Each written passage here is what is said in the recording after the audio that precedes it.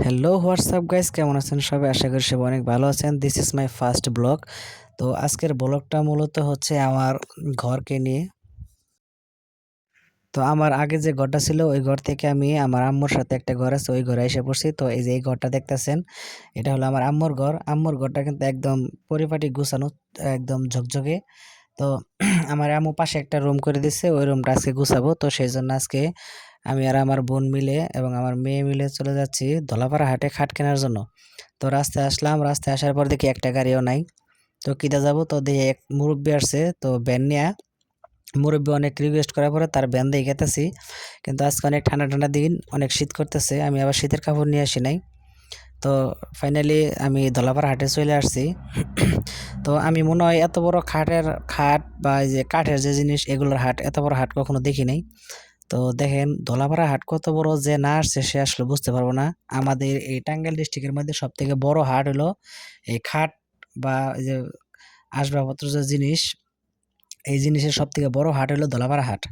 এইখানে নাই এমন কোনো জিনিস নেই। আপনার খাট, চৌকি, আলমারি, ড্রেসিং টেবিল, ওয়ার্ডরোব, শোকেস, আপনি সোফা, যত যা করেন এভরিথিং, মানে একজন মানুষের ঘর সাজানোর জন্য যত যা কিছু প্রয়োজন এই ধলাপাড়া হাটে আছে। যদি আপনি এই ধলাপাড়া হাটে না এসে থাকেন, আজকে আপনি আমার এই ভিডিও থেকে হালকা একটু ধারণা পাবেন যে ধলাপাড়া হাট কিরকম হতে পারে।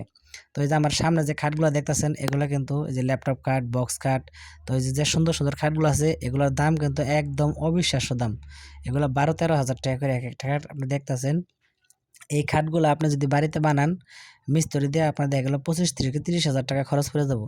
তো এই সমস্ত খাট কিন্তু আপনি ধলাপাড়া হাট থেকে একদম অনায়াসে 10 থেকে 12 হাজার টাকার মধ্যে কিনতে পারবেন। তো আপনারা নিজের কানেই শুনেন। এটা নিলেন ওইটা নিলাম ওইটা কত দিয়ে? ওটা 13,000 দিলাম কটা টাকা কম নেয় বক্স, সেমি বক্স। না জি এটা কি ল্যাপটপ খাট? কয়টা চাইতেছেন? এসব ছিল 16,000 16 হাজার রাখা যাবো কত? কত রাখা যাবো? এগুলো আপনি কে দিন? 1,000 তুলে দিন 15 হাজার।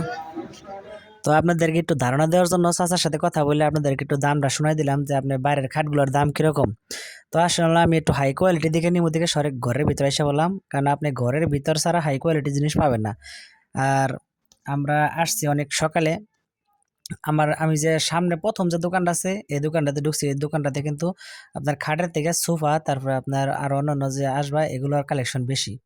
তো আমি অনেক দোকান আছে, তো আমি প্রথম যে দোকান ঢুকছি এই দোকানে তেমন একটা খাটের কালেকশন নাই। তো আমরা অন্য একটা দোকানে যাবো।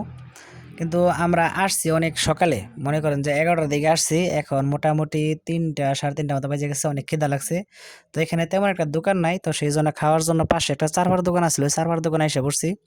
ভাবছি যাবো তো চারপার টারপা খাইয়ে পানি টানি খেয়ে নই। কিন্তু ভাই বিশ্বাস করেন, এই চারপালা ভাই কি করছে, আলু ভর্তা করছে খালি মরিচ দিয়া, এগুলা খাইয়া মনে করেন যে মুখ জ্বলতেছে, পরে কি অবস্থা জানি না। তো ওইরকম করে আবার তো কিছুক্ষণ খাইয়া পানি টানি খেয়ে আবার আইসা বললাম। তো এইখানে যে প্রথম যে খাটটা দেখতেছেন এই খাটটাই আমাদের পছন্দ হয়েছে। তো এটা দোকানদারে বুঝবার দিতেছি না, তো অন্য খাটগুলো দেখতেছি। কারণ যেটা পছন্দ হয়েছে ওটা যদি বেশি করি তাহলে মনে করেন যে দাম বাড়াই দেয়। তো ওইটা ফাইনালি আমি আপনাদেরকে দেখাই। ওনাদের আবার দুইটা দোকান, প্রথম দোকানে যে খাটটা দেখেছি ওইটা 23,000 টাকা কেটে দিছে। তো ওনাদের আবার পাশে আরেকটা দোকান আছে, এই দোকানে আমি আবার এই খাটটা দেখছি, উনি আবার 22,000 টাকা কেটে দিছে। তো আমি এই দোকান থেকে 22,000 টাকা এই খাটটা নিছি, ফাইনালি নিয়ে ফেলাইছি। তো আপনাদেরকে এই খাটটা দেখাই। ওইটার এটা কিন্তু সেম, শুধু একটু ডিফারেন্স, মানে ওটার মধ্যে বডিতে ফুল নাই আর এটার মধ্যে ফুল ফুল আছে, কিন্তু মডেল একই, সবকিছু একই, খালি একটু ফুলের ডিজাইনটা আলাদা। তো এই যে আমার যে সামনে যে খাটটা দেখতেছেন এইটা এলো আমি নিছি, আসলে আপনাদেরকে দেখাই। এই খাটটা মূলত আমার বুনি পছন্দ করছে। এই যে এইটা এলো খাট, এটা একদম মনে করেন যে ফুল আকাশি যে কাঠ, ওই কাঠ দিয়ে ই করুন না, একদম ডিজাইনটা আমার ভালো লাগছে। আর পিছনে মনে করেন যে কোনো জয়েন ময়েন এই নাই, একদম বড় লম্বা যে কাঠের ই দেয়া ওটা করা আছে, অনেক ওজন, প্রচুর ওজন। তো খাট ফাইনালি নিছি, ওদের টাকা ক্লিয়ার করে দিয়ে দিছি। তো দেওয়ার পরে মনে করেন যে হ্যাঁ তো এটা নিয়ে রাখবো। তো একটা ভ্যান জোগাড় করবার নিয়ে গেছি। তো এই ভ্যানালারে বলছি যে ভাই আমি এখান থেকে 11 বাজার নিয়ে যাবো, খাটটি কয় টাকা নেবেন? ভ্যানালা গেতেছে ভাই 800 টাকা ভাড়া নিব বলে। পরে কি আর করার, পর ওই ভ্যানালা দিয়ে মনে করেন যে নিলাম। তো খাট দেখেন আমার অলরেডি এর মধ্যে কিন্তু সাজাই ফেলাইছে। তো এখন বিকাল টাইম দোকানপাট সব উঠে গেছে গা, দুই একটা রয়েছে আর সব উঠে গেছে গা। তো আমরা এখন এখান থেকে রওনা দিব। তো ফাইনালি ঘোরাঘুরি শেষ।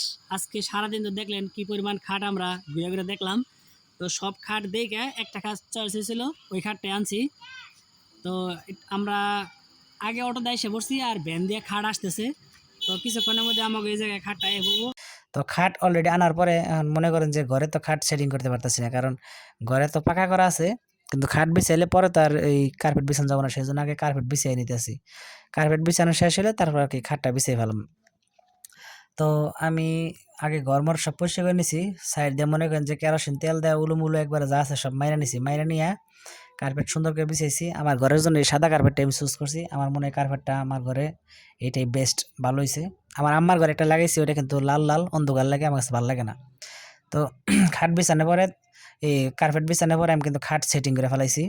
সেটিং করার পরে দেখি মাঝখানে যে আপনাদের তক্তাগুলো কি কয় মাচাং, এই মাচাংগুলা একটু বড়, তো সেই জন্য মাপ দিয়ে করার দেখা এটা সুন্দর করে নিছি। তো সব কিছু করার পরে আমার ছোটো বোন বলতেছে যে ভাই কার্পেট বিছাইলে খাট হল্লা সবই ঠিক আছে, কিন্তু উপরে যে সিলিংটা যদি করে নিতে তাহলে ভালো হইতো। পরে কী করবো, পরে আবার সব খুললা মুল্লা মনে করেন যে নন্ড বন্ড করে সব বাইর করছি, বাইর করে মনে করেন যে সিলিংওয়ালার সাথে কথা বলছি, সিলিংয়ের কাজ করাইতেছি। তো রাইতে সিলিংয়ের দোকানে গেছি, সিলিংয়ের দোকান যে বলছি ভাই আমাকে যে পাশের যে ঘর আম্মুর ঘরে সিলিং করছি, আপনার মনে করেন যে 20 হাত ঘরে সিলিং করছি। ওইখানে আমার 21,000 কি 22,000 টাকার মতো লাগছিল। তো এখন আমার এই সামনে মনে করেন যে 10 ফিট জায়গা রয়েছে, 10 ফিট আমার ঘর লম্বা হলো 10 ফিট, পাশে হলো 13 ফিট। তো দোকানদারে বললাম যে এতটুকু জায়গার মধ্যে কার্পেট করে দিবেন। এই যে এটা হলো আম্মুর ঘর দেখেন একদম কত সুন্দর করে চকচক ঝকঝক করছি। তো সেই জন্য মনে করেন যে আম্মু মনে করেন যে আমার ঘরে ই করবার নিকে পাগল হয়ে গেছে, যে আমি থাকবো চকচক ঘরে, আমার পোলা থাকবো একটু ঘরে না, হেরে আমার ঘরে মনে করেন যে চকচক করাইতেছে।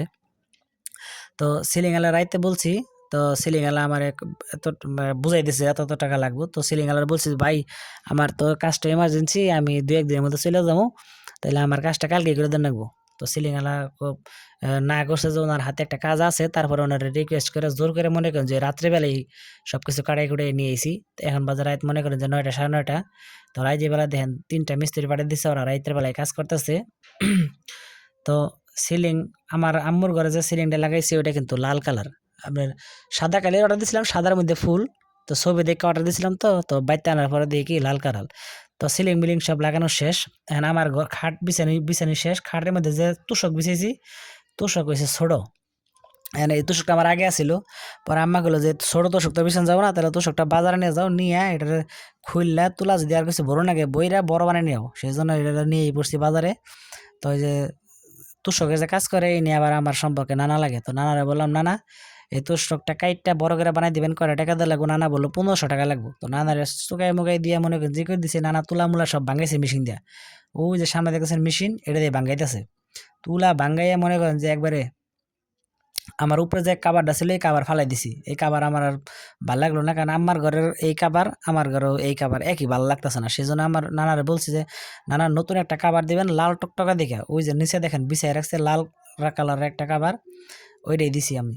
দেখেন আপনি দেখতে পারবেন, এই মুড়িতে যখন দেখাবো তখন দেখতে পারবেন। তো দেখেন আমার ঘরে খাট কিন্তু বিছাইছি, সব বিছানো শেষ। এখন আমার বুনে বলতেছে যে ভাই কার্পেট বিছাইলা, উপরে সিলিং করলা, খাট বিছাইলা, সবই ঠিক আছে, তারপরে সুন্দর লাগতেছে না, তাহলে নাও আমার আঙ্গ ঘরে তো আবার ই আছে, হইলো পর্দা লাগাইছে। এখন ও পাগল হয়েছে যে পর্দা লাগানো আমার ঘরেও।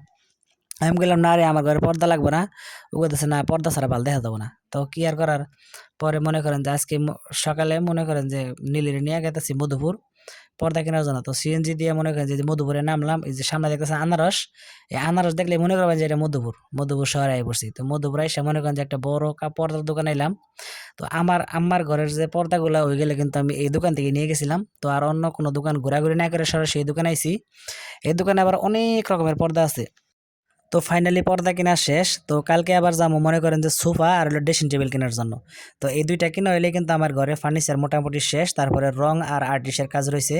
তো এখন দেখতেছেন মোটামুটি আমার ঘরে কিন্তু একটা পরিবেশ চেঞ্জ হয়েছে। তো এখন মোটামুটি একটু দেখার মতো। তো কালকে ড্রেসিং টেবিল আর হলো সোফা লাগাইলেই সব ফাইনাল। তো সবাই ভালো থাকবেন, টাটা বাই বাই।